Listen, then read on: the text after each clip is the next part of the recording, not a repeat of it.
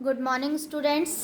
आज मैं आप लोगों को आपके 16 चैप्टर निर्मल हृदय निराश्रितों का घर का सेकंड पार्ट पढ़ाने जा रही हूँ। इससे पहले मैंने आप लोगों को यहाँ तक समझा दिया था, पढ़ा दिया था कि जो मदर टेरेसा है वो निराश्रितों के लिए और दुखी लोगों के लिए कुछ करना चाहती थी, जिसके कारण वो नगर पालिका दफ्तर में गई और वहाँ के अफसरों से उन्होंने बहुत ही रिक्वेस्ट की। तो नगर पालिका ने उन्हें एक इमारत दे दी, जिसमें उस इमारत में वह निराश्रित लोगों की मदद करने लग गई। तो उसके आगे आज हम पढ़ेंगे। दुर्घटनाएं होने लगी। एक दिन कुछ मरणासन लोगों को सड़क से उठाकर ले जाती एम्बुलेंस पर पथराव हुआ। ननों का अपमान हुआ, उन्हें धमकियां दी गई। अंत में प्रदर्शनकारियों के सामने घुटने टेककर मदर ने कहा, मुझे मार डालो, मैं और भी जल्दी स्वर्ग पहुंच जाऊंगी। उनके हाथ क्रॉस की मुद्रा में आगे फैले हुए थे। फसादी पीछे हट गए, लेकिन उनको परेशान किया जा रहा था। स्थानीय प्रतिनिधि मंडल, टाउन हॉल और पुलिस के मुख्य कार्यालय पहुंचे और उस फिरंगी नन को वहां से निकाल देने की मांग की। पुलिस के मुख्य अधिकारी ने उनकी मांग पूरी करने का वायदा किया, मगर पूछताछ करने के बाद जब मदर टेरेसा के उस गृह में पहुंचा तो उसने देखा कि एक व्यक्ति को जो गंदगी के बीच से उठाकर लाया गया था। हे परमात्मा, यह कैसे बर्दाश्त करती है? पुलिस अधिकारी ने सोचा। मदर ने उस व्यक्ति के घिनौने घाव को साफ किया, कीटनाशक मरहम लगाकर पट्टी बांधी और उस अभागे को दिलासा देने लगी कि उसकी तकलीफ अभी कम हो जाएगी। उसका चेहरा प्रशांति से भीगा था। जो कुछ देखा उसने पुलिस अफसर की भावनाओं को स्पर्श किया।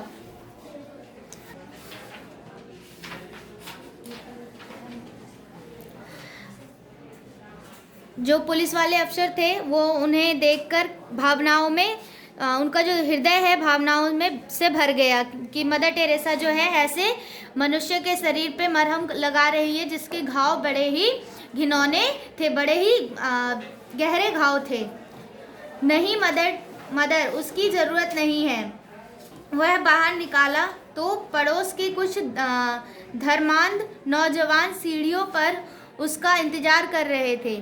उसने उन लोगों से कहा, मैंने आपसे कहा था कि उस विदेशी नन को, विदेशी नन यानी जो मदर टेरेसा है उसकी बात की जा रही है, को यहाँ से निकाल दूंगा। ऐसा मैं ज़रूर करूँगा, लेकिन उस दिन जब आप लोग अपनी माँ बहनों को वह सब करने के लिए यहाँ भेज सकेंगे जिसे ये नन कर रही है। पुलिस वाले ने ऐसा कहा कि जिस दिन आप अपनी माँ बहनों को ऐसे मरहम लगाने के लिए और गरीबों की मदद करने के लिए भेज देंगे, उस दिन मैं इस नन को यहाँ से निकाल दूंगा। लेकिन लड़ाई अभी जीती नहीं गई थी।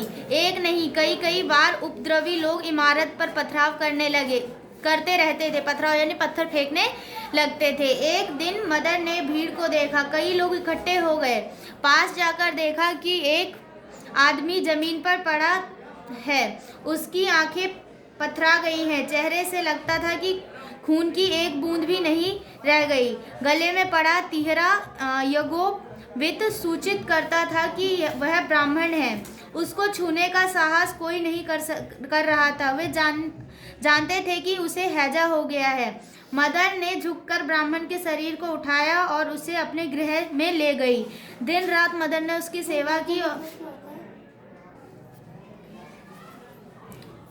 मदर ने झुककर ब्राह्मण के शरीर को उठाया और उसे अपने गृह में ले गई। दिन रात मदर ने उसकी सेवा की और उसकी जान बचाई। लोगों को अपने किए पर पश्चाताप हुआ। उसके बाद सफ़ेद साड़ी पहने ननों पर पत्थर फिर कभी नहीं फेंके गए। जब लोगों ने देखा कि जो ये नन है वो ब्राह्मणों की भी इसी प्रकार मदद करती है, वो कोई भी धर्म में भेदभाव नहीं करती है, तो लोगों ने उस पर पत्थर बरसाना बंद कर दिया।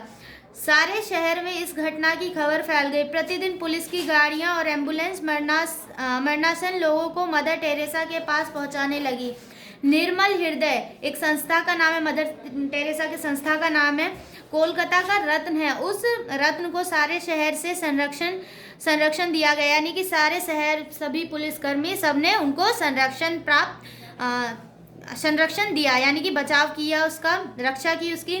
विशिष्ट लोग, पत्रकार और नगर प्रमुख उसे देखने के लिए और रोगियों की सेवा करने जाने लगे। बड़े घरों की स्त्रियां भी सहायता करने और रोगियों की सेवा करने के लिए जाने लगी। जीवन भर निराश्रितों की सेवा करते हुए 5 सितंबर 1957 को अचानक हृदय गति रुकने से मदर टेरेसा का स्वर्गवास हो गया। तो आप लोगों ने ये चैप्टर कंप्लीट किया कि किस प्रकार मदर टेरेसा निराश्रितों की मदद करती थी, गरीब लोगों की मदद करती थी और कोई भी धर्म में अंतर नहीं समझती थी। बहुत लोगों ने उनको परेशान भी करने की कोशिश की, उनको जेल भी पहुंचाने की कोशिश की, लेकिन उसके बावजूद भी मदर टेरेसा ने यह कदम उठाना बंद नहीं किया, लोगों की मदद करना बंद नहीं किया। उनका लोगों के ऊपर, वो बहुत ही परोपकारी महिला थी और लोगों की बहुत ही मदद करती थी। तो आप लोगों ने ये पढ़ा चैप्टर, आप लोग अब इसका वर्ड मीनिंग नोट करेंगे अपनी कॉपी में और एक्सरसाइज भी अपने आप करने की कोशिश करेंगे।